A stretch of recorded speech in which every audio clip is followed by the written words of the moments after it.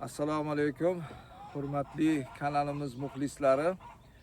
Hop, jo'ja boqishi bir ajoyib qiziq tomoni bor ekan. U nima desanglar, mana ishxonadan keldim, darrov yechinmasdan, kiyim almashtirmasdan shu jo'jani nima bo'larkin deb yugurib borlar ekan. Hozir o'shani ko'rsatmoqchiman. Mana bu yerda kurkamiz borlar.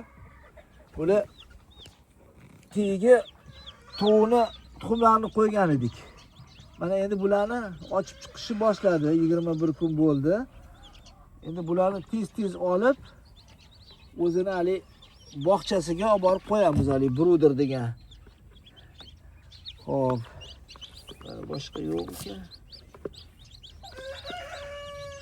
Yo'q, hozircha boshqa yo'q ekan. Mana 4 tami qopti.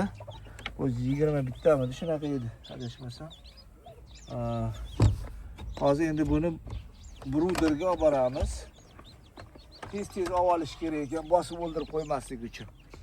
Xo'p, demak, mana bu yerda kechik olgan jo'jalarim ancha tetik bo'lib qolishibdi.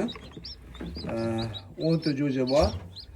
Xo'p, endi mana bu hozirgi olgan jo'jamizni qo'shib qo'yamiz 5 tani. Kurkaning tagidan olganimizni. Buni birpas mana bu o'rtada isinib olib, keyin buni ham yugurib ketadi. Mana shunaqa qilib, mana infrakrasniy lampa, mana bu suv, mana bu mana yemini sochib qo'yganmiz.